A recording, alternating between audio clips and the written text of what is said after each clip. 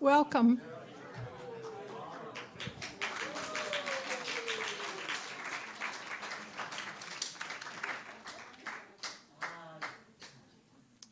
Well, you're all so nice to come out tonight when you could be swimming in the ocean or something cool. So welcome to Tripod. My brother Greg is first. He was born in Roswell, New Mexico, the only son of a family of 5 children, of which, of course, I'm one, raised by a single parent. At a very young age, we moved to San Francisco, where he attended public schools, and after graduation joined the Air Force. Following his military discharge, he returned to school earning 2 master's degrees. He is blessed with 2 grown children and 4 grandchildren, all living nearby in San Leandro, by the way. His life has been enriched from traveling and experiencing the cultures of many countries.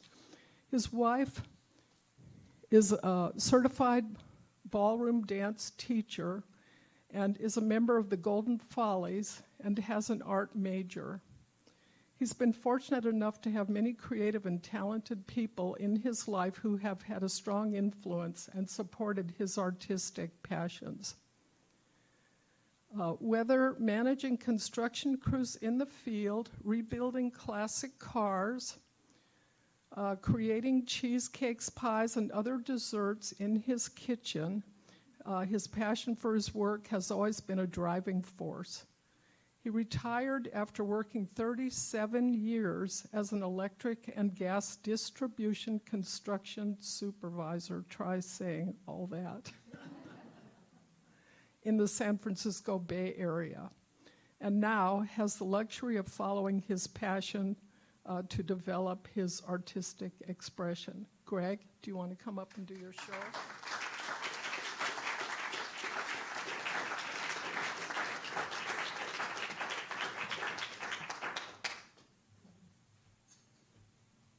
Thank you. Wow. Am I nervous or what? I brought some notes to want to keep me on track so I wouldn't forget to say some things, which is likely. I want to thank Lynn for inviting me to this tripod show. It's the first time I've ever done anything like this. And I want to thank all of you for coming. It's much appreciated. I want to go back a little bit. I think it's important to this presentation to kind of let you know where my painting position kind of started. When I was in junior high, I've always been involved in some creative endeavor. I've done a lot of drawing, a lot of sculpting. I've done that pretty much all my life. I've always enjoyed creating things in almost any medium. It just doesn't matter to me. As long as I was busy with my hands, that's what was important to me. So when I was in junior high school, I was involved in art classes. So in this one class, it was the first time I really got involved in painting. So my teacher was walking, and many of you probably have experienced the same kind of thing, where the teacher walks up and down the aisles behind you, looks up over your shoulder to see how you're doing. Are you doing what the teacher wants you to do? So you may not have had this experience. I hope you hadn't. But the teacher walks up and down the aisle, looks over your shoulder. And in this case, the teacher leaned over my shoulder and stood there for a little while, and then reached over and took the brush out of my hand and said, some people can draw. Some people had a lot of creative talent. Painting is not one of your talents. So he took the brush away from me and said, you need to stick to drawing or something else, because this is not something you will ever be able to do. I get chills even now thinking about how I felt that day, because you all know Lynn. I don't know how many of you know LaVonne. None of you knew my dad. But my dad was an artist, just like the rest of my family. But I felt so small. And from that day until the day I retired in 2010, I never touched a brush again. Because I knew this was a teacher who told me I was worthless. So I never touched a brush.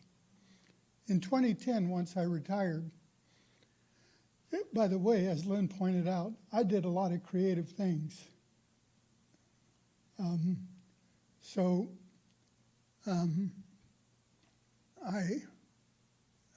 2010, when I got back to who I was and doing a lot of things, I was sitting in my recliner, and my wife said, "So what are you going to do now that you're retired?" And my wife was pushing me. She came to me one day, and she said, "Why don't you look at this paper, a community paper?"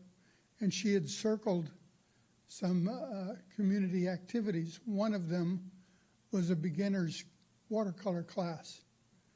Well, I thought, after my experience, there was no way I was going to do that. But after giving it a little thought, I thought, I'm not going to let this beat me. So I called the person putting on that class, and I asked if that person would meet with me and talk and see how he felt about me taking that class. So anyway, I did. I met with the teacher, and we talked about what my experience was. And he told me, he says, if you want, we can talk about your experience. I'll tell you about what I've done in the past with other students, and we can talk about moving forward. So that's exactly what we did. So in the first class, we started out very slow, and the different kinds of paper that they use. And what he did was, we started, how many people in here have taken watercolor and who have experience with watercolor?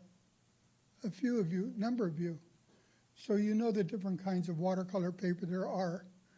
And the first assignment that he gave us was 7x10 Archer's watercolor paper, 300-pound paper, which is what this was the first assignment that he gave us. And he told us, here's how to do it. And for the first and second assignment that he gave us, he told us, he gave us a photo, and he said, here's how you transfer this photo onto watercolor paper. He demonstrated, which he did all the time. He demonstrated how to do that. And so this was my first transfer. And then the second transfer was this. This was Monterey Bay. And he showed us how to do a wash and how to blend the colors.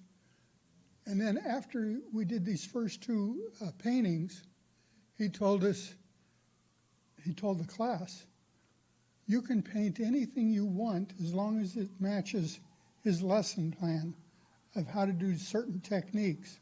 He was a great teacher. He gave us the liberty to paint what we wanted to paint as long as we stayed within the game plan of what he wanted to demonstrate.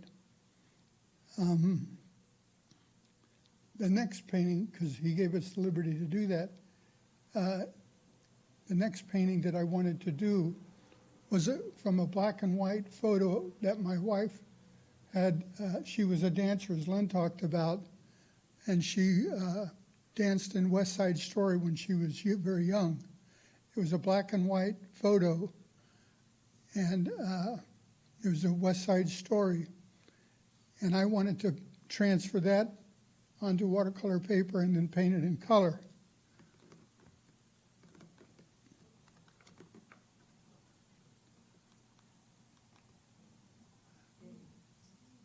So this was my attempt to do that.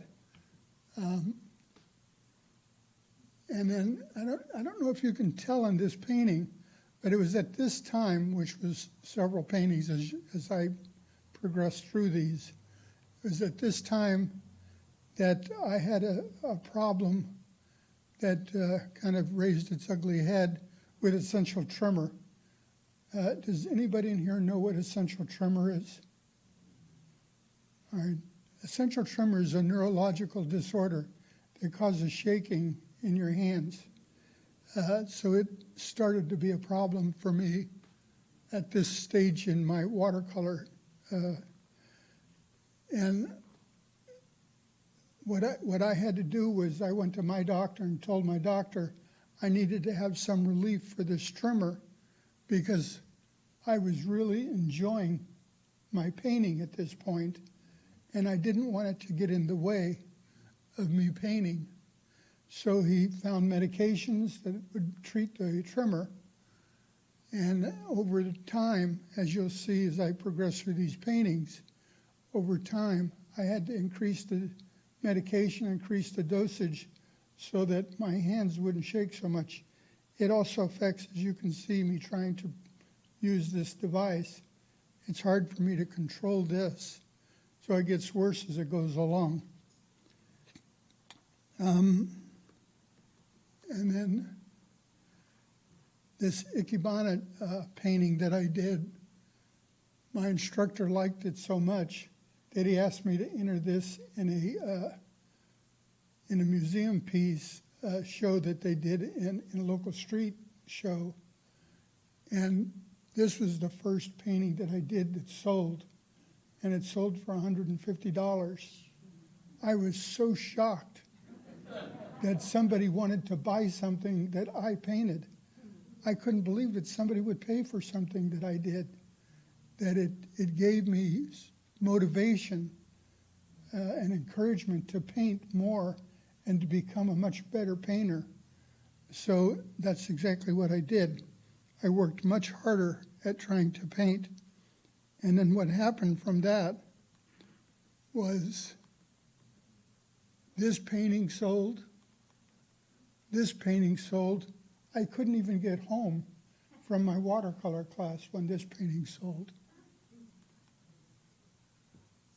I went from the watercolor class to an ice creamery that I used to frequent a lot.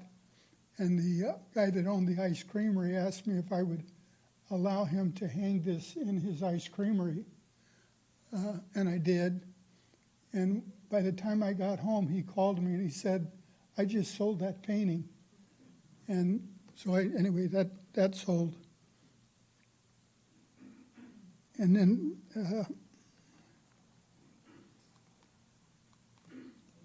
that's my dog. Yeah, it's a beautiful dog. She'd be happy to hear you say that. And then these next three slides, paintings, are what I call the blues. And these aren't sold, but they're hanging in my studio because I just love them.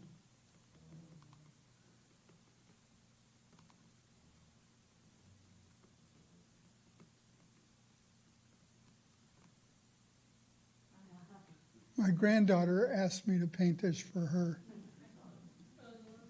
And my granddaughter is the boss.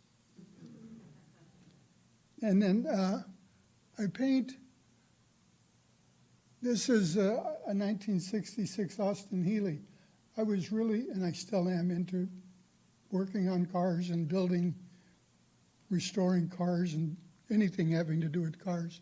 So this hangs in my studio as well. It's painted on a 14 by 20 inch. It's the largest painting that I've ever done. And it's on I can't think. Oh, it's painted. The background is a Tuscany vineyard. My car was never there, but I was. So I felt it was appropriate to paint it that way.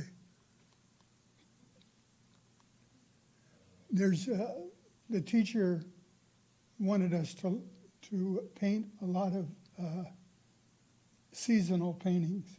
So we did a lot of paintings in winter. We did them in the fall as well, but there's something about the winter that I liked painting. So I ended up painting a lot of Christmas cards. And this one, you can pretty well tell it was a Christmas card. This one also sold at a diner when I was on the way home. I was talking to someone about tango. LaVonne owns this painting.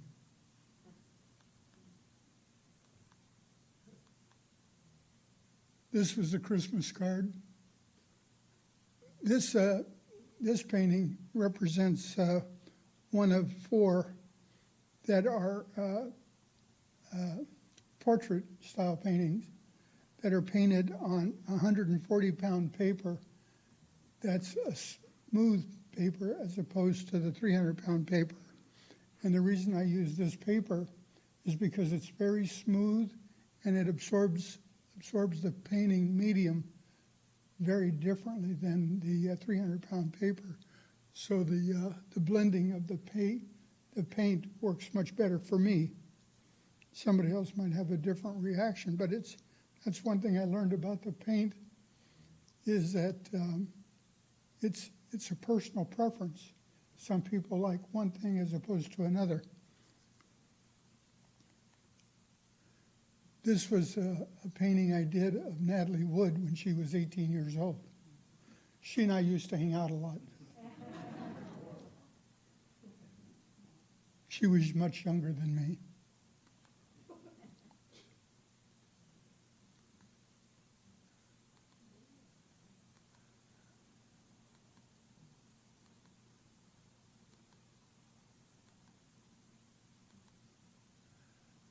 When I was in Venice, there was a festival there, and this was a painting I did of a couple.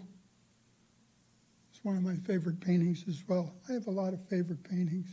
When they turn out right, there's a lot of paintings that you're not seeing because they all end up in that round file. But that's one of my teacher's favorite things is practice, practice, practice. That's how you get better. That paper just goes in the round file, and I have a lot of those. A friend of mine, a very good friend of mine, collects Japanese art, and he asked me one day if I would paint him a samurai's warrior. And I told him I have no idea the way they dress, I don't know anything about them. But if I asked him if he would give me the chance to study it, that I would do that. And then when I felt comfortable, I would paint that if he would give me the chance. And he says, take all the time you want. And so I sketched several things. And he said, I'd like you to go ahead with doing that. So 3 months later, this is what I ended up with. He bought it.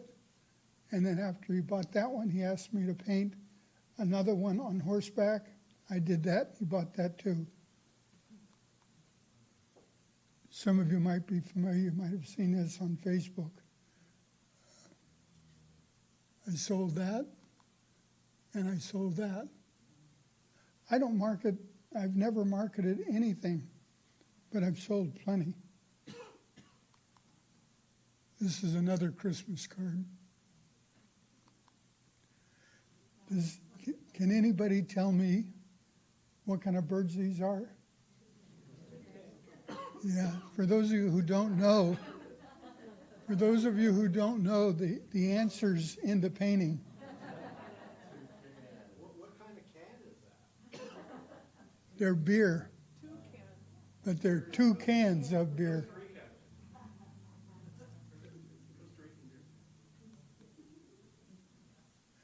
Now, the last thing I want to say about the essential trimmer, I haven't been to my watercolor class. My teacher's Ron Pratt. Ron Pratt sent me an email today wishing me well tonight because he knows I've never done this. But he has been the absolute best. He's always stayed in touch with me. He's always, in fact, he met with me last week for breakfast, which we do a lot, and he always encourages me to keep painting even though I can't paint a straight line to save my life. But he tells me, he says, you know, there's always a way. We can paint with sponges, we can paint with different things. You don't have to paint with a brush. So he says, meet with me, we'll get together and we'll find a way to keep painting. So he's the best that there is. So there's challenges, and that's all they are, is challenges. So anyway, back to a little bit about the essential trimmer. I've tried, like I said, I've tried all the medications, but and I believe that I can continue to paint. I just have to find a way. So I've met with Stanford, UCSF, UCLA. I've met with lots of neurosurgeons, and I've recently gone through a series of tests with those different groups. And I am now going through the last test, which is on the 12th of September. And then I have 3 dates, October 5th, and then November 1st and 2nd. And I'm supposed to pick one of those dates for brain surgery. And that brain surgery, there's 2 procedures that I can pick from, and I've already picked it. And the one I'm going with is called deep brain stimulation, where they put a probe into my brain. And what it does is it's going to fix the tremor in my right hand, the tremor in my right hand, the tremor in my left hand, and my voice. My voice doesn't actually sound this way. So they're going to fix all of those things through one surgery. It's risky, but it fixes all of them forever. So that's where I am. Just thought I'd put that out there for you for information. So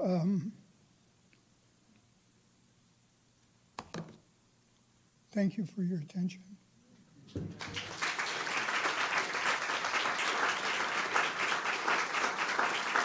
Thank you.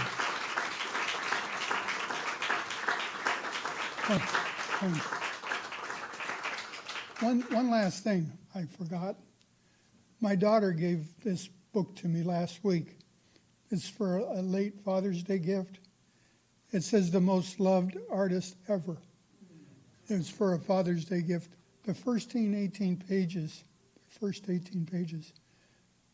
shows all of my artwork that she's collected. And I brought it, because it was brand new to me a week ago. I brought it along if anybody's interested in looking at it. Questions for Greg? Oh, questions. Anybody? Yes. It looked like in the beginning you started out with photographs, and then, so did you keep working from photographs, or how did you compose? I've always worked from, yes, I've always worked from photographs. Some of the photographs, I've taken a photograph of a drawing that I've seen. I've taken a photograph from a photograph, but I've always transferred a drawing or a photograph onto watercolor paper. How do I do it? Well, I once I get the figure or the drawing that I want, I'll then take it to some copy company, and I'll take and enlarge it or reduce it in size, and then I'll take that and take transfer paper, and then transfer that onto the watercolor paper. You bet. Yeah. Your colors are so rich, vibrant. I was just wondering what brand of paint are you using? I use several different watercolor pigment, but what I don't do is a lot of people add a lot of water to the pigment. I don't. So the pigment that I use is the regular pigment that's in the tube, but I don't wet it. I don't water it down a lot. I know a lot of people comment on how strong my colors are, but I use it out of the tube. In fact, my teacher has changed his paintings so that they're a lot stronger than what they used to be. Yes. Thank you.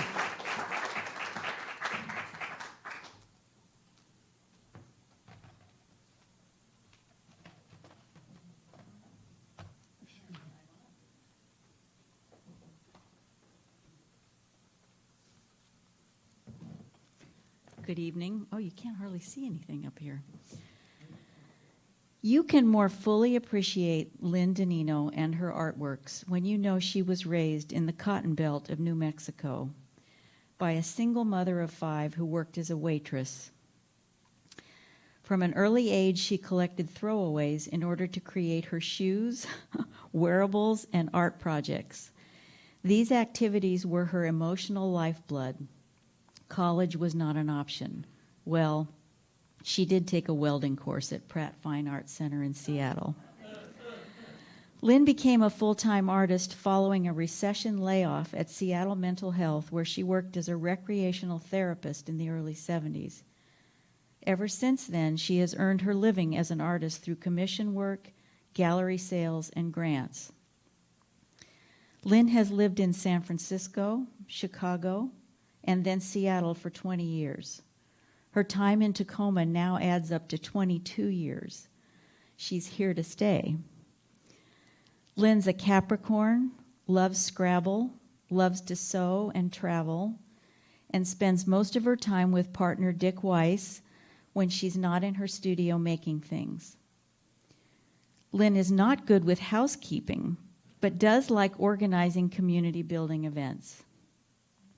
In 2017, she received the Governor's Artist of the Year Award. And I'd like to add that I've lived in Tacoma now for 18 years, and just about everybody I know in Tacoma, I know because of Lynn Di Nino. So I've kind of lived happily ever after in Tacoma. It's my honor to give you Lynn Di Nino.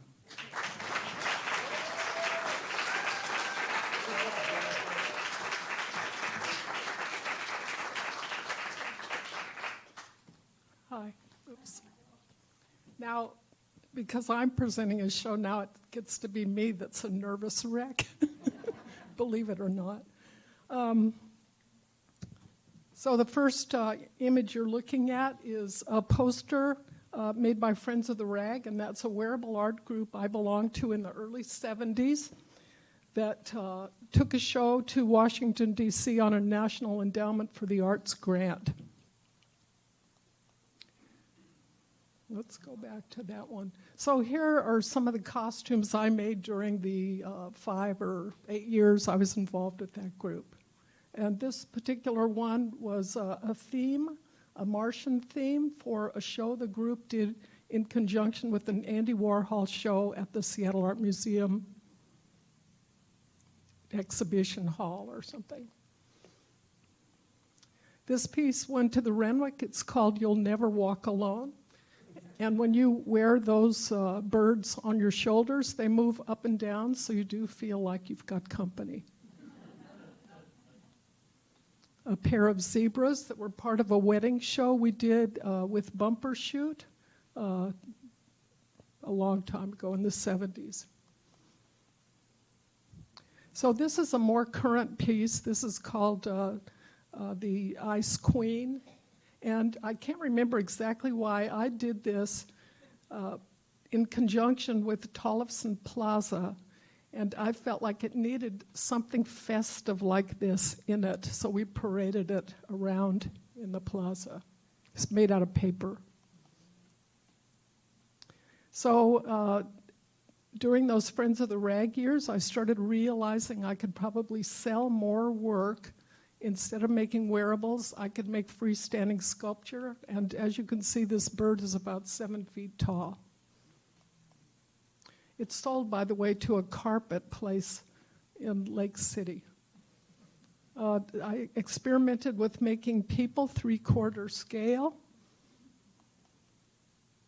And here's one of the first ever dead dog tables I made. I got kind of famous for making those tables. I probably made hundreds. They were all one of a kind. They had a welded steel skeleton, and as Jennifer said, I learned to weld at Pratt.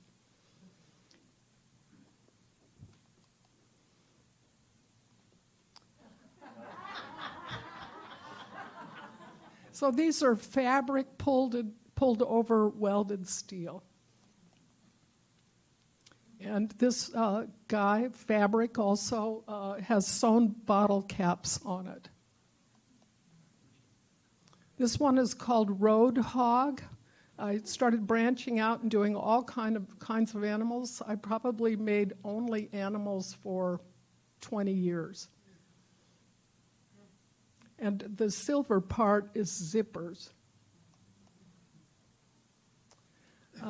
This one is a favorite of mine. I started realizing I could make animals that had things in them if I used see-through vinyl and sewed that to the outside surface.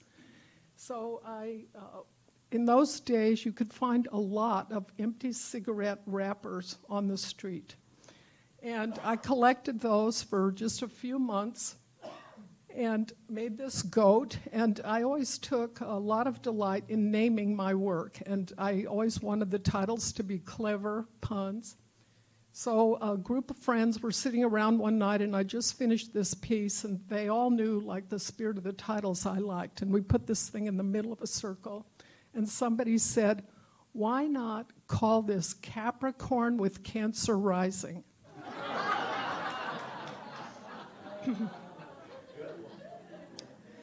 This, I for some reason always was really very good at getting publicity. I had tons of publicity over my career, printed a lot of it, and I saved those and put them under vinyl on this dog, and it's called Publicity Hound.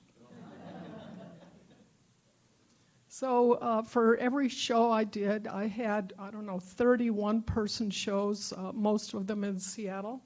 And we always made a postcard in those days. That's what you did. Now it seems to be just internet. And this one, the title of the show is East Meets West Eats Meat.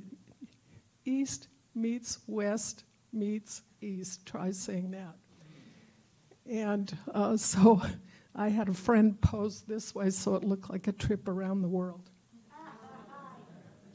And I started branching out in my mediums. The piece you're looking at here is folded steel, sheet steel, and includes some welding. And you know when you're driving on the freeway, you see those tire shards? I always wanted to stop and pick up the really attractive ones, and that guy's hairdo is a tire shard.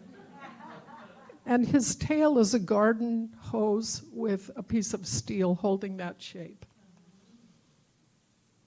This one is called Vanishing Act. So I was doing a lot of welding at Pratt in those days. I don't know about now, but you could just rent a spot to weld for a week or a month. So I was in there almost every day. And welding is one of those preoccupations. You start welding and you go into some distant zone, and you hope nobody wants to talk to you because it takes you a few minutes to come back to the surface. So this is just welded steel with copper detailing. And I started working also in concrete. So some of these pieces have a concrete component. This one is called Ship of Fools, and this has to do with our consumption of gas. So that is a motorcycle gas tank. And then the yellow brick road on top is concrete with tiles. And his face is a cast yam out of concrete. So here's a picture Chip Van Gilder took of me in my studio. And that face there is a face that was part of a Claudia Riedner project. And that is Bill Barsma. This was part of Puyallup annual sculpture installation where pieces stayed up for a year.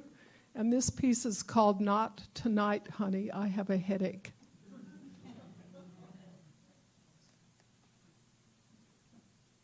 I went to Cuba with 15 or so artists, and I was leading a project to make one concrete sculpture. And it wasn't easy to get the supplies. Like late at night, we would go around neighborhoods and scrounge the steel for the skeleton. And the animal I chose, an endangered animal in Cuba, is a rodent called amaki. And here's the group of myself and the Cuban students working on it. And here it is installed. I did this large installation at Children's Hospital in Seattle, the party. This was an anniversary of the hospital commission piece. This gives you a little bit of an idea how these things go together. The Jackson's chameleon is about 9 feet long. There were 3 of them. And Ann Mearsman, who's in the audience tonight, helped me apply the concrete to the shaped expanded steel lath, which is sewn together with wire. And it also has a welded steel skeleton under that. Can you see that? How that goes? God, I wish I could remember the name of this piece. This is one of my favorite pieces. This was inspired by Tammy Faye Baker, wife of the TV evangelist. And that was somebody always I thought she's awful. And then I saw a documentary about her life, and it made me realize, just like the rest of us, she's just another person doing the best she can. So I took those praying hands that you see in thrift stores, and I separated them, and I made molds for them, and her wings are cast praying hands, and she's got a Bible under one of them. And you can't really see it in this picture. She's got eyelashes that are about 1 inch long and red lipstick. So I moved from fabric animal tables to concrete. This one is called Working for a Living. And I don't know if you can tell, there's a piece of glass on top.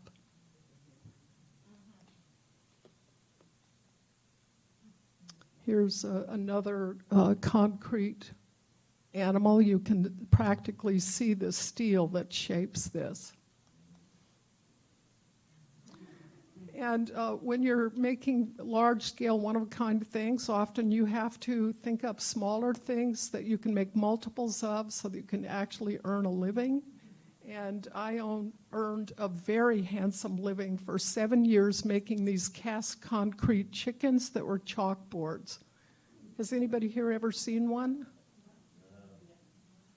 Yeah, my sister has. Well, they sold a number of these at the Tacoma Art Museum over the years when they had auctions or art events. And they sold in 4 galleries around the United States. And I could barely keep up with them. In 7 years, I made 3,000 of these chickens. And on the 3,001st one, I thought, I'm going to throw up if I have to make one more of these. So I actually sold the business, so you might see these. Dick and I saw these in a gallery in La Conner a couple of months ago. So I have done some shows with a focus theme, and I'm showing you tonight 2 sets of images of shows that I loved doing. This one was the concrete artist martyr necklaces. So as you can see, this one is the albatross. This one, it's an iron. It's if you can't take the heat, get out of the kitchen. This is one of my favorites. I can't believe I said yes. And those hands are meant to be choking hands. And any professional artist donates all the time to auctions. And they almost always tell you, this will be really good for your career. You'll get your name out.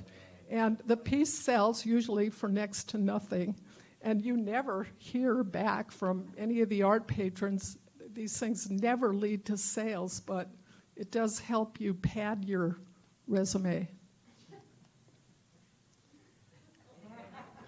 This one is for the smokers. This one is called Heartburn. The second show that I referred to was the Hostess Show. I think a lot of you have seen this work. It's been exhibited in a few different places. This one is called The Ark. The idea of this show was that the Hostess products have been around forever, and they're every bit as edible today as they were at the time of Noah's Ark. And if you notice, the Hostess product usually come in 2s, so that helps them keep continuing on to the current times. Here's Howdy Doody. He was the mascot for Hostess products. This one is called Brown Nosing. And by the way, I used the real products in all of these pieces because they're considered archival. You know, I don't really remember this one, but one of my favorite stories is the Shackleton story. So I don't know if you know this, but years later, when they found some of the remains of his ship, they found Hostess products on it. These 3 pieces, I call them the 3 graces. In Cuba, I saw some paper mache icons similar to these. And when I came back, I did Dale Chihuly, a Tacoma icon. I did, God, help me think of his name, Derek, the guy that invented Exit 133. Derek Young, yes. And then Claire Petridge over there.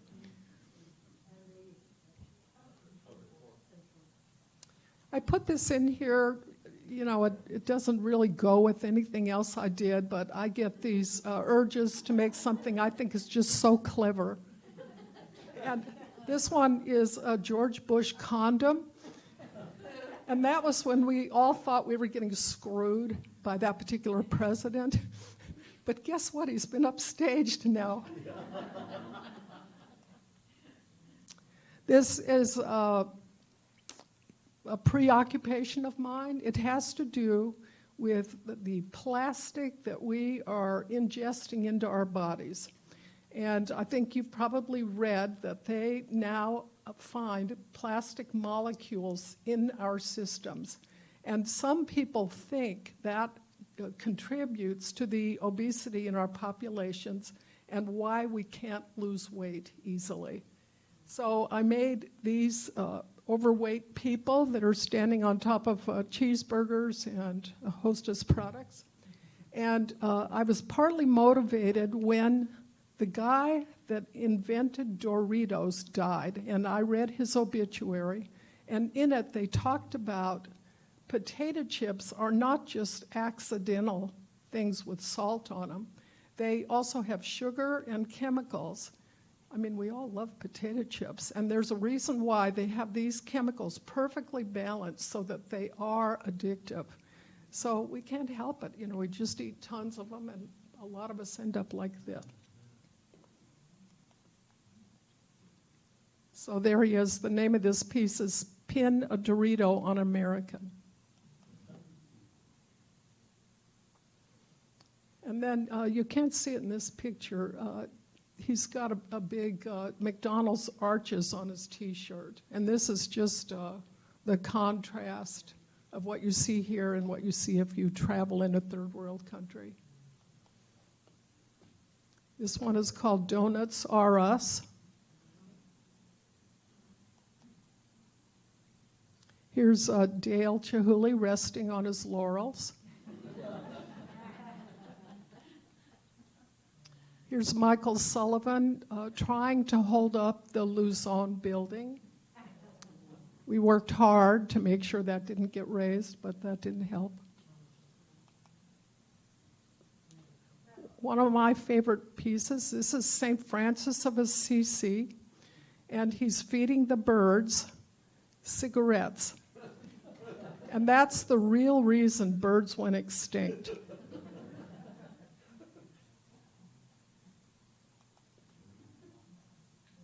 This one, of course, is in response to COVID. This is called Uphill Battle. So for some reason in recent years, I've been completely interested in making these small figures. And that guy is about, 4 inches tall, so it's very challenging to make a little face and little hands in that scale. These pieces, the figures are a little bigger, more like 12 inches. Are those concrete? These are a combination of plastic, cement paste, carved high-density foam, wire, not really concrete. I'm, with a palette knife, I'm putting cement paste over the surface of carved high-density foam. What's the theme on this one? The theme on this has to do with our overuse of plastic or manufacturers' overuse of plastic. I'm quite interested in that. And here's another one. This plastic theme is what I'm interested in right now. And here's a woman in a life preserver, and this one is called The Rising Tide. So everybody knows this plastic is just consuming us. There's a close-up of her. Somebody I know thought she looked like Martha Stewart. And this one is called Under a Cloud. This is the last image in the show. And he's standing on a base. We're not quite sure what that medium is, but Dick and I go to his cabin at the ocean, and we spend a lot of time on the beach. And we find stuff washed up from Korea, China, Japan, and who knows where. And that piece of, we think it's foam, but it seems also like rubber, so we don't really know what the medium is. It's about this big. And we haul this stuff back because it's so darned attractive and cheap.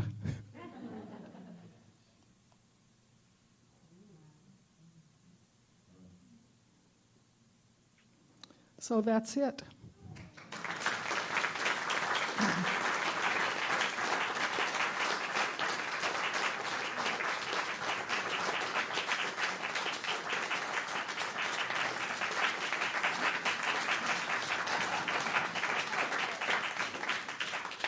Questions? Jennifer? What happened to Chihuly riding the bus? I was excited to see that. That's my favorite piece. Well, good question. I thought about putting him in the show. I have done hundreds of sculptures. So it was really hard figuring out which ones you might want to see. So I had to chuck Chihuly off the bus. Elaine? That last image that you show, that piece above, did you collect that in one piece? I mean, or did you change it at all? Are you asking the mound of plastic that makes up the above. cloud? Yeah, the image that the man is holding above. Did you just pick that up like it was? Well, I composed that and I sewed it together. So, you know, piece by piece until I got the shape that I thought the hands would hold up nicely. You just sew it with regular thread? Or? Needle and thread, yes. And I choose discarded plastic that can hold sewing. And if the plastic is too thin, I add a tiny piece of fabric that you can't even see so that it won't pull all the way through the plastic. And I have a ball working with this plastic. You know, it's so easy to come by. And it's cheap. And it's available. Elaine? Oh, I just wanted to mention that you produced a 45-minute video that is really worth seeing, and I'd like just to draw everybody's attention to that. Yeah, definitely. It's about Tacoma, so what is it again? Okay, well, I will, an organization I belong to, Northwest Designer and Craftsmen, invited me to do a 45-minute Zoom presentation on the performance art pieces I've organized in Tacoma. So the show, some of you have seen it, is all about Tacoma. And many people I know here are in the show. While I was talking about the images, I was tempted to go, oh, here's Greg Utes in the picture, and oh, there's Chip Van Gilder, and oh, here's Rick Simple. But I thought, so you might see yourself, but I don't mention you by name. So in the next email advertising, the next tripods, I'll put a link to that. You can find it on YouTube. And it's really all about you, that particular thing. Jory? I was just going to say the same thing Elaine said. I just think it was a great juxtaposition, having the one, having this work more private in a sense, and then these public pieces that you showed together. It's kind of nice to see the two together. Oh, great. Yeah. Okay, thank you so much. Thank you.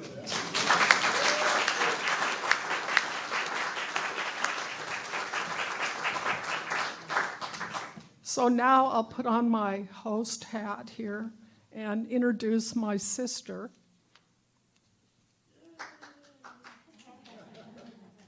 So my sister's name is LaVonne Sallee, and my brother's name is Greg Sallee.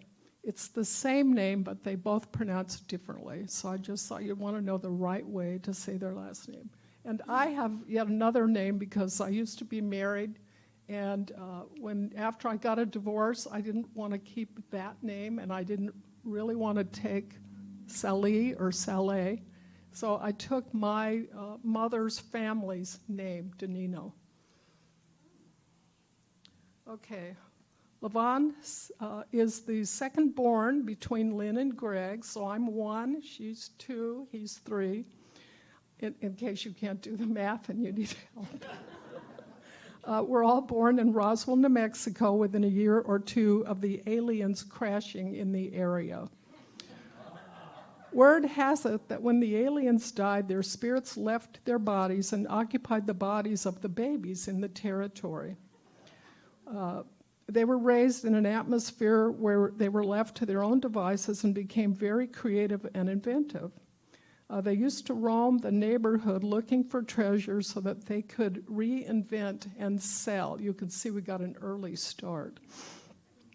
LaVonne remembers TV tubs were a special find as she hoped to build a working TV. The ages were probably 4, 6, and 7 at that time. Her father worked for Walt Disney, my father too, I think my brother mentioned that, when he met and married her mother.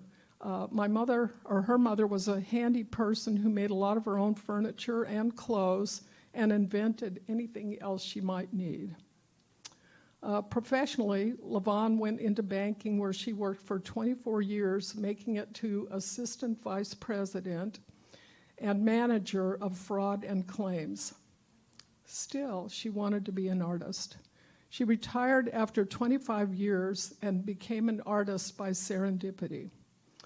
Walking down Market Street, she saw a gallery with a marquee saying, "The 6th Annual Altered Barbie Show." By the next annual show, she submitted 6 pieces and over the years became one of the featured artists until the 14th annual show, at which time, in 2013, she relocated to Silverton, Oregon. The cost of living in the Bay Area was no longer feasible. She assumed she would just transfer her Barbie work to Oregon. And at that time, she was known as the Barbie Lady. Her ego learned pretty quickly that the Barbie Lady was not a special person in Silverton. They had no idea who she was. And she was, excuse me. And her imagery was not a special attraction particularly. She was popular in the front window downtown Silverton, but people were into the entertainment side, but not in the sales side. Big surprise. LaVonne?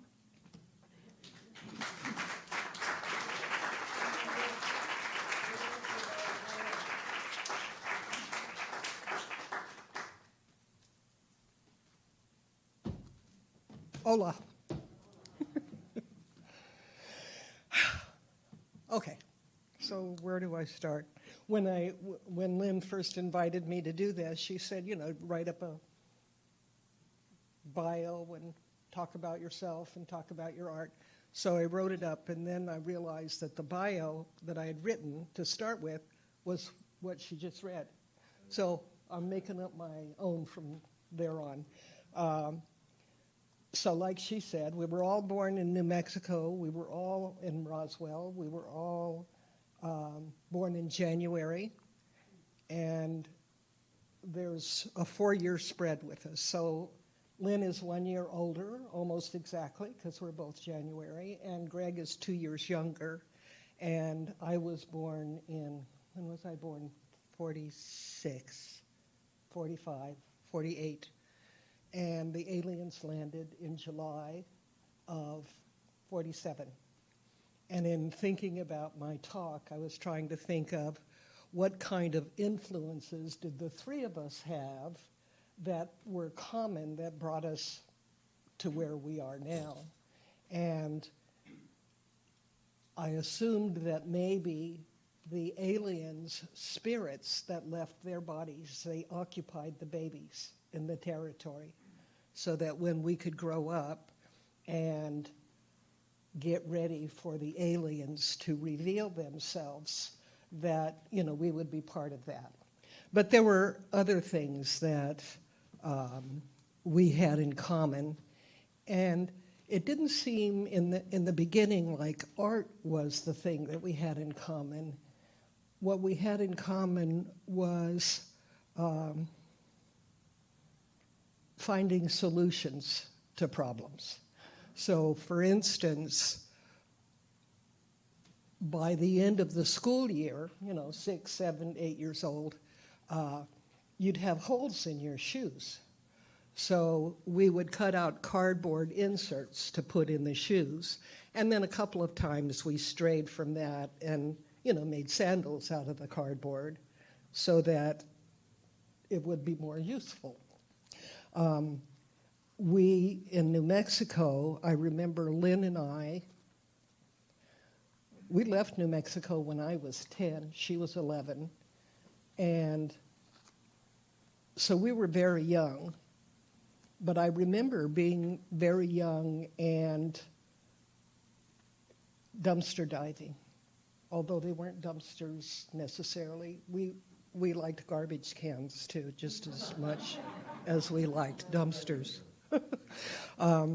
So the purpose in the dumpster diving was to find something that we could reinvent or reconfigure and sell it. One time we came across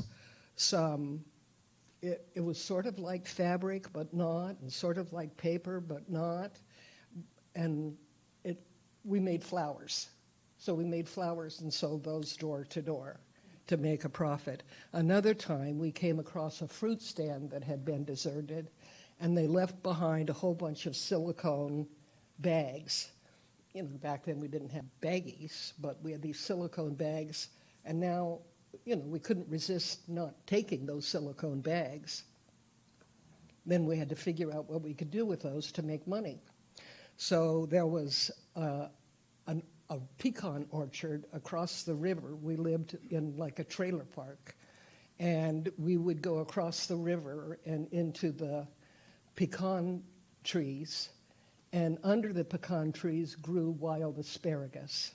So we would pick up the pecans and the wild asparagus and, you know, roll up our skirts like this and, you know, carry everything home in our skirts, and then sell the pecans and the asparagus door to door. So we were always doing things like that. But the TV was special, because I remember Greg being involved with the TV and trying to, you know, they had tubes, so you could, you know, take the tubes out of this one that looked like they could go here and there. And we got some working TVs. They went like this, but they were working. And it was, you know, but to be 7, 8, 9 years old and build a TV, that was pretty inventive, I think, for kids that young. And with my mother working as a waitress, we weren't very supervised. So another thing we did was we found a tire from a car, and we liked to go to the river when it was the season for tadpoles. And we'd look at the tadpoles, and we wanted to see how they grew with feet and all that and lose their tail. But we didn't want to go to the river all the time, so we filled the tire with water and tadpoles and rolled them home. And so we kept them until they grew legs and lost their tails, and then they died. So we learned a lot from that. So that was, I think, the beginning of our creative process. And a lot of that, my father left by the time I was 4. So Lynn was 5, Greg was 2. My mother was only 21 at the time that he left New Mexico and never turned back. But a lot of times, I think the three of us, we talk about our father was a cartoonist for Walt Disney. But he and my mother met when they were 17 and 18 and got married shortly after that. And he wanted to live, he was in Southern California, of course, with Walt Disney, and he wanted to be where his parents and family were. So that's how we wound up being born in Roswell, New Mexico. But I can't say that he really had an influence on our artwork except through genes, because we weren't raised with him. But my mother, on the other hand, was a seamstress. She made most all of our clothes. I don't think she made our underwear, but she made our dresses, and I think she designed them and, you know, created them. And she was a problem solver, and I think that we all got that from her. You know, you have some sort of problem, you need to figure out what the solution is, and we could come up with a solution, whether it was cardboard inserts for our shoes. Yes, the slideshow. So this was a Barbie piece that I did representing New Mexico and the aliens crashing in New Mexico. And let me see where I am. This is Greg and LaVonne and Lynn. And this is some of the outfits that our mother made us. And like, we weren't religious, never went to church, but on Easter, she would make us matching outfits, and we would be paraded downtown. When we lived in San Francisco, the big celebration for Easter was to go to Foster's Cafeteria in our matching dresses, and Greg would be made a tie or a shirt or a headband for his hat that matched our dresses. And then everybody would say to my mother, "Oh, you're so wonderful." You know, so it was, we learned to be exhibitionists. When I was very young, the first kind of artwork I did was paint by number. And when I would complete a paint by number, I really felt like I was an artist. But, I mean, at that age, I didn't think about selling anything.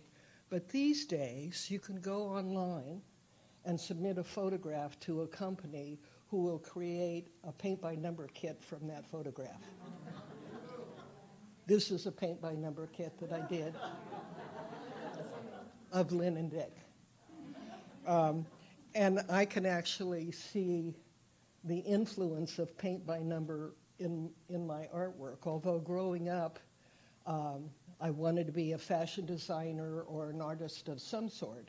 But I didn't really think that I was good enough. And a lot of that is Lynn's fault. Because she was so much better and so much more creative. And so for years and years, I blamed my mother, actually, that I didn't become an artist because I felt I wasn't good enough. But it didn't stop me from creating artwork and getting involved in different things, but I never considered trying to make a profession out of it. So one of the things that I started doing was what I call fabric collage. So this is all little pieces of fabric that I cut and glue in place. And the way I make them is first I draw a paint-by-number kit so that, you know, then I label each area, you know, and say red or beige or whatever so that I know where to put my fabric pieces. Because when I'd cut out all these little pieces of fabric, I just put them in a box and then take them out and put them together like a jigsaw puzzle. So I can see where paint by number had an influence on that. This is a fabric collage that I did of 9/11, and what you heard a lot back then was, where did all the people go? Because they couldn't find the bodies. So there's all the people going up in flames and in smoke. And then,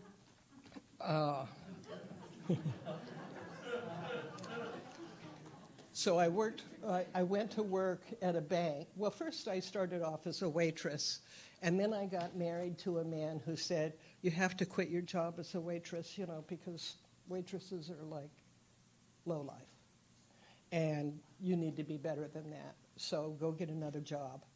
So I went to work for a bank and wound up being in the banking business for 25 years. And a lot of that, you know, felt like I wasn't really in the right place or doing the right thing. But I was proud that after barely graduating from high school, because I slept through all of my classes except for art. So I was proud that I could make it as far as I did. And I made it pretty high up in the banking business. And when I retired, I thought I would decide what to do as an artist. Fabric collage I was still doing when I was doing banking. But after I retired from Wells Fargo after 25 years, I was walking down Market Street in San Francisco and saw the 6th annual Altered Barbie show and went in and that was it. I was hooked. So I started going to Goodwills and thrift stores, picking up Barbies for 50 cents or $1. And so this is one of the first pieces I did and one of the most well-known pieces. And so I made all of their bathrobes. They just took a shower, and they've had their hair wrapped up in towels because they're getting ready to go to the discotheque. But before going to the discotheque, they wanted to have some wine in a pot to eat. So the bread is all polymer clay, and the wine glasses are earring or jewelry pieces. And then I made the tablecloth and all that. This is barbecue. So we have white meat and dark meat. We have legs and thighs.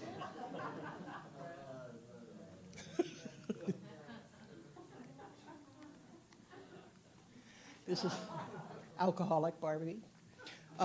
She sold almost before I got her finished. So I made another one and called her Anorexic Barbie. or bulimic Barbie. You know, I mean, the possibilities with Barbie are just endless.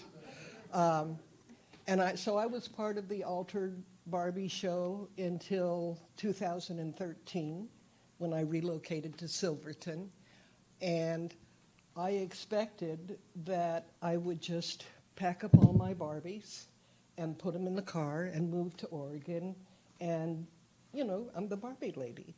So I would continue. Oregon is not into Barbies the way San Francisco is. Because in San Francisco, when there was the annual Altered Barbie show, which was almost a month long, and she'd have belly dancers and, I mean, all kinds of activities. But when I came to Silverton, a merchant offered to let me use a front window to display my dioramas. And I was careful not to put anything too suggestive in there because I did do some X-rated pieces.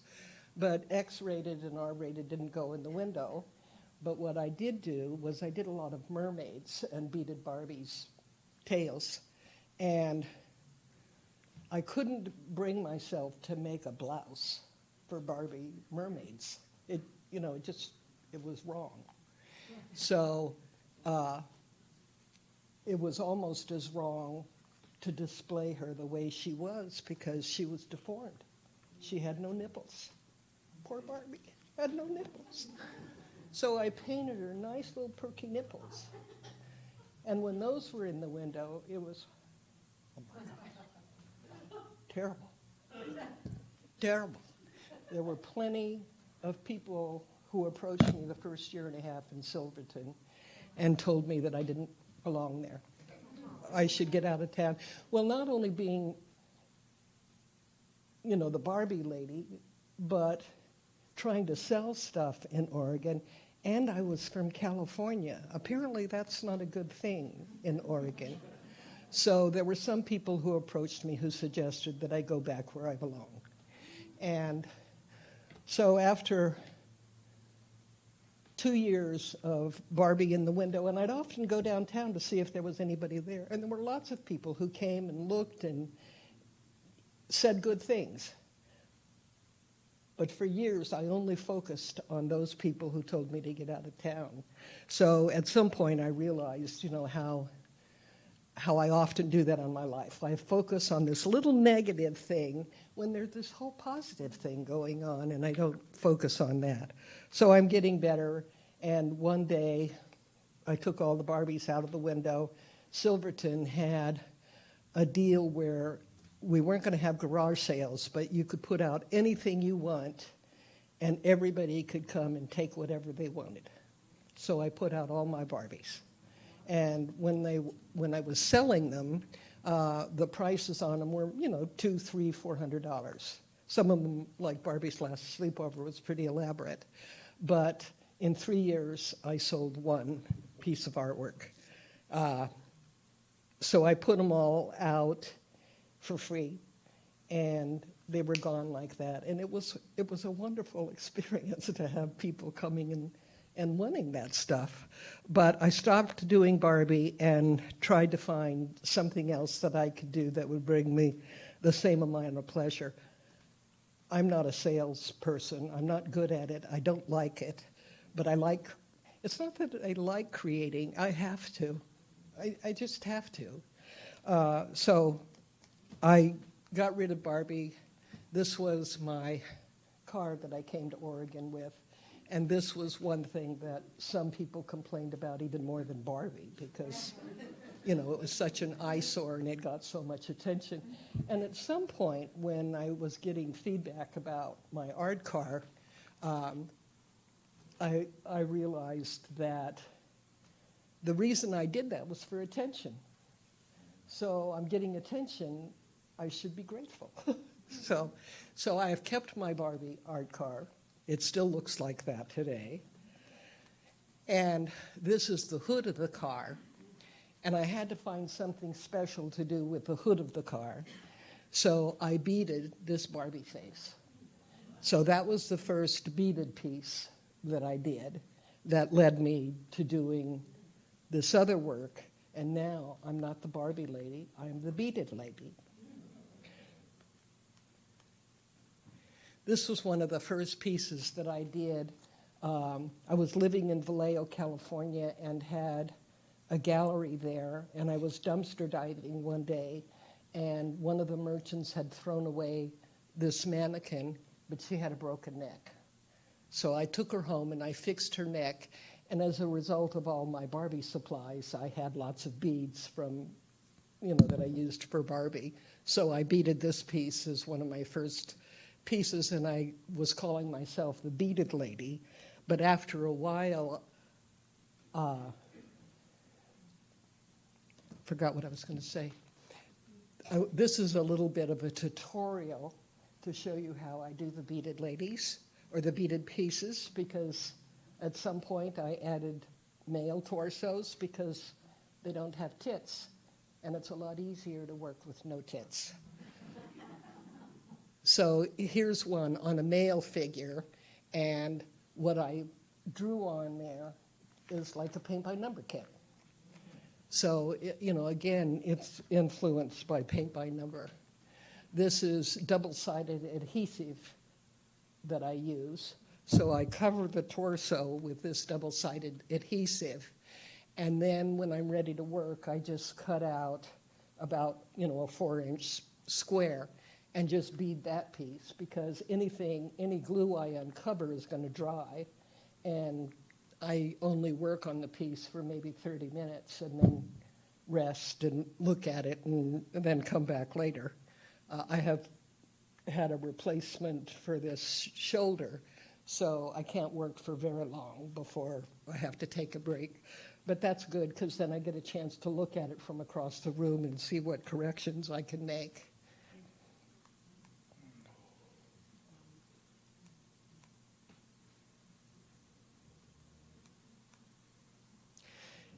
Then I decided to do some flat pieces, and also I was considering trying to sell some of this work, and I was concerned about copyright law. So I created this piece of Dolly Parton, and the piece is created from a picture that I took off the internet. So I was concerned about copyright law. And as I studied it, I didn't really understand. It's those kinds of legalese things are a little confusing. But one thing that kept repeating was, if you want to know if you can copyright it, then send it in. And if they copyright it, then you can copyright. You can do that. So I sent in the picture that I used off of the internet and explained in my letter to the copyright people that I did not take this photograph, that I got it off the internet and I did this, and they copyrighted it. So there were a couple of new things added to the copyright law that enabled me to do that without violating copyright. And one was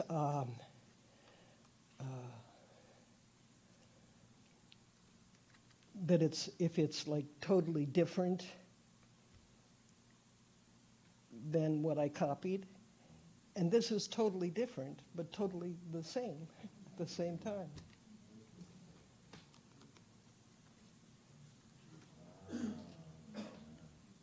So this is on a male torso. There's 4 elephants there, 2 babies and 2 mamas. That's a zebra mother with her baby. That one's on a female torso. 2 peacocks. I'll just flip through some of these. This one's called Fire and Ice. This is a koi pond. This is a mermaid. I don't sell my pieces. I'll barter sometime, but I'm not a salesperson, so I've now got like 58 torsos hanging all over my walls.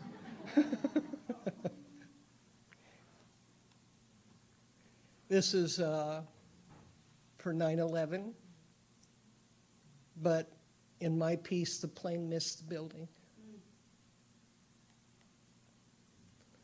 This was a Victorian that I did to remind me of San Francisco as I was living in Silverton.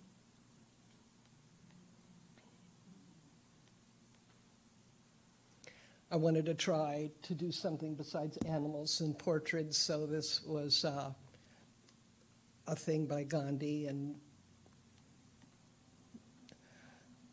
this one is called Liberty is Crying, and up above there's glass cabochons that have pictures, colored pictures of children, and then as you go down where the sword is, the pictures become black and white, and some clay figures, and they're all in fire.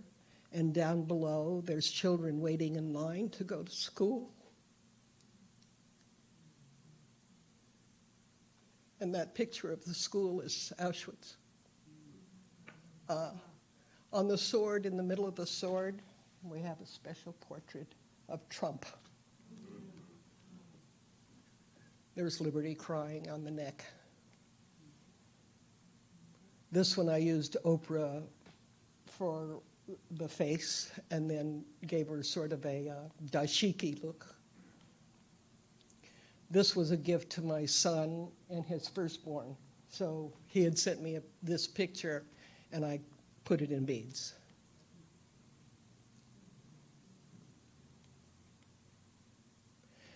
This one is a portrait of, what's her name?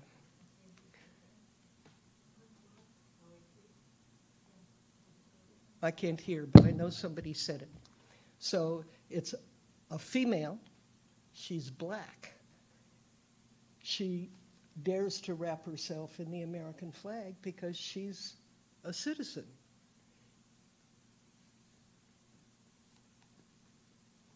So then I wanted to try some geometric pieces.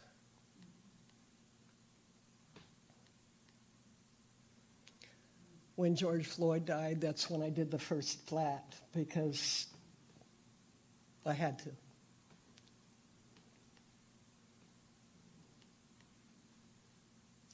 This is a collaborative piece between Lynn and I. So she did a mold of a TV from the 60s, I think. She's got other artwork from that mold, but she brought the blank mold to me, and so I put Alfred Hitchcock on there. This actually, I sold this piece. And this came from, I took a walk in Silverton one morning, and there was another woman walking down the street, and she was Japanese, which was very strange to see somebody who wasn't white in Silverton. And so I started talking to her and wound up bringing her home with me, and she wound up buying these pieces.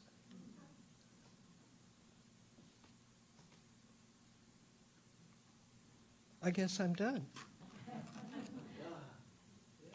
Yeah.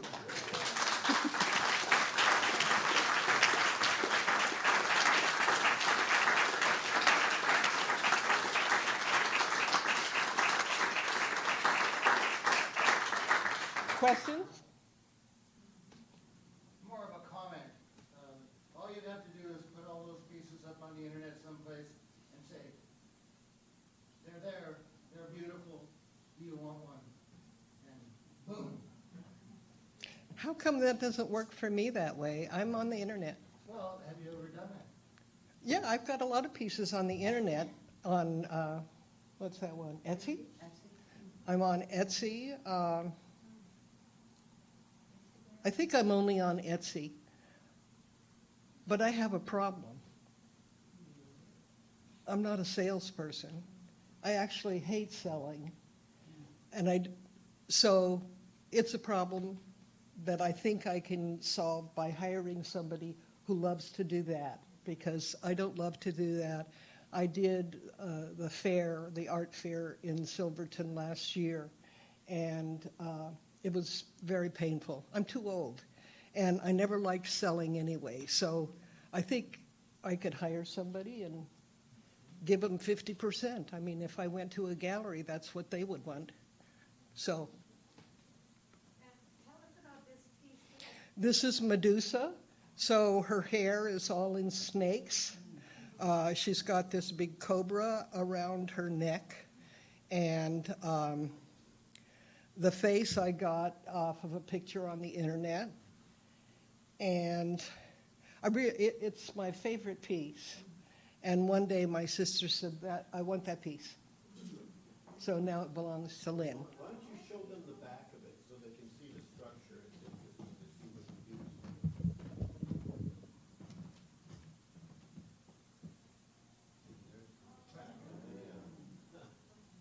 Yeah, nothing very fancy back there. I don't sign my work on the front because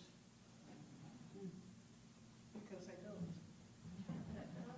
How much time did it take you to make that? Would you ask? It takes me about 40 to 50 hours, but these days I can only work on it for maybe 30 minutes at a time. But I live alone in Silverton. With COVID, I'm home pretty much for 2 years. So there wasn't a lot to do, but when I do my beadwork, I go someplace else.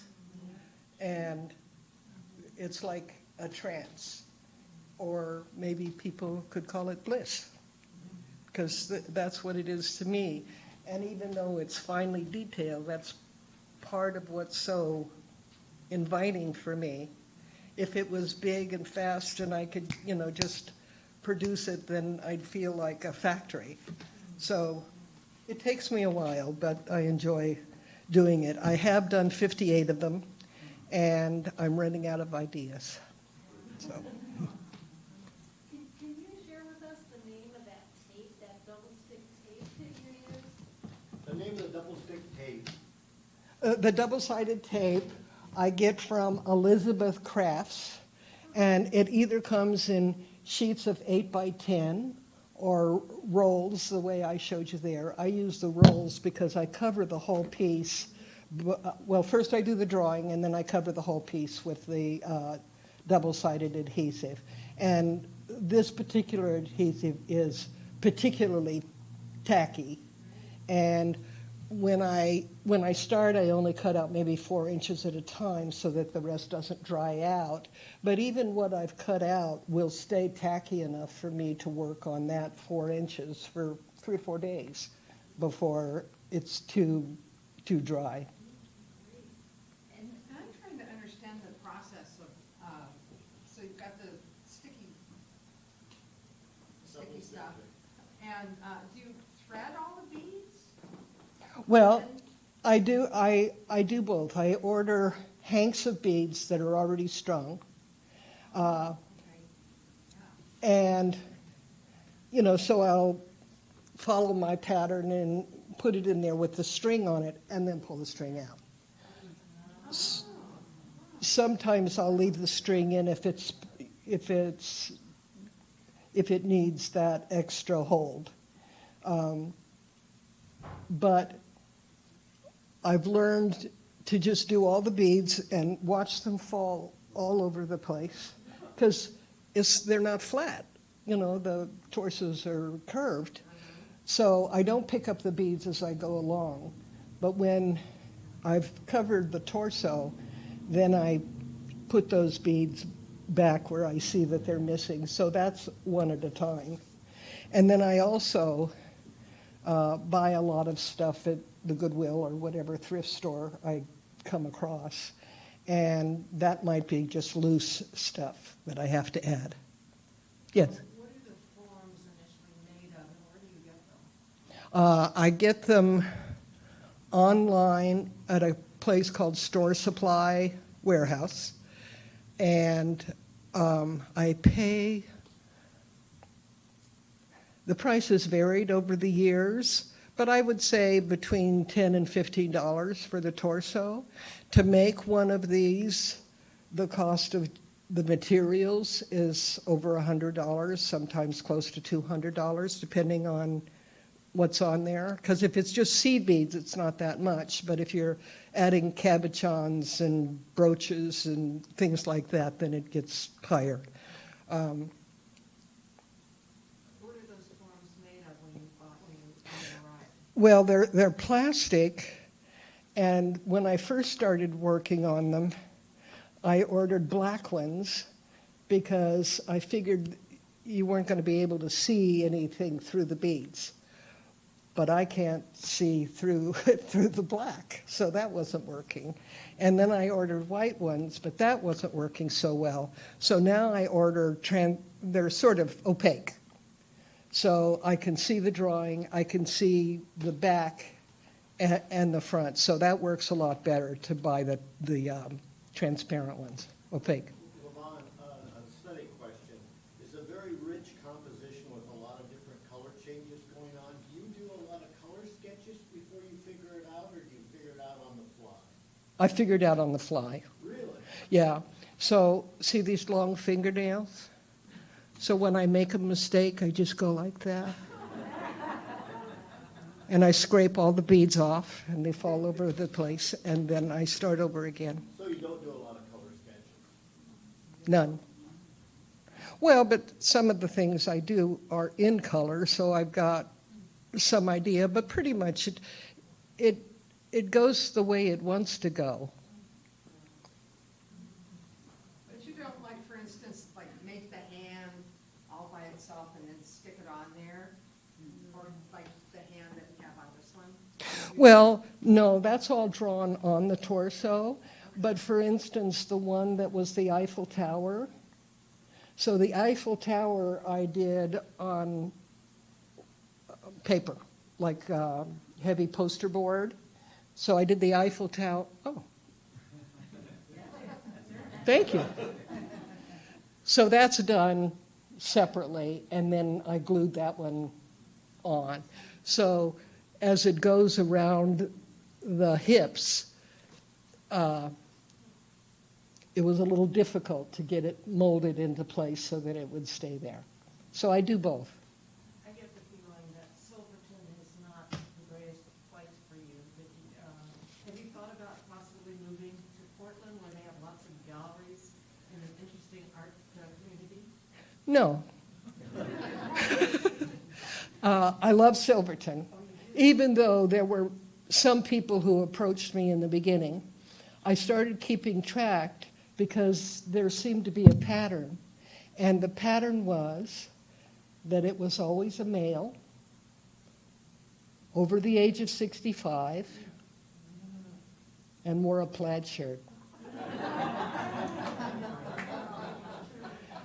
So in the first year and a half, there were 8 approaches that suggested I get out of town from these 8 men. But then I realized there had been people looking in the window and coming up to me and saying, "Oh, your work is so great." But you know, if you think about it, who wants a Barbie doll on their coffee table? You know, and where are you going to put the last sleepover? You know, so I understood that sales were not great, but I really enjoyed the work. I'm curious about this double-sided tape. How will it hold the beads as time goes by? Are you worried about that, or is there some kind of a fixative at the end that you put on? Yes and no. Well, first of all, I was worried about that too. So after all the beads are in place and all the repairs have been done and all the missing holes have been filled and I've done all that, then I spray it with enamel paint. And the enamel paint coats the outside, so it sort of sticks all the beads together from the top, and they're already stuck together from the bottom. And I put on 3 coats of the enamel.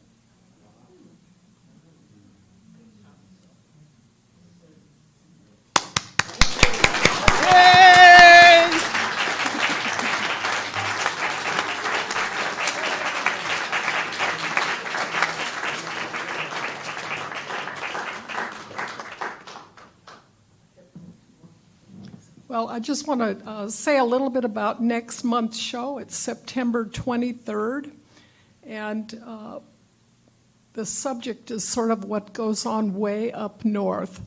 So we're having one slideshow by Mindy Katzman, and that is her trip to the Arctic on a cruise ship.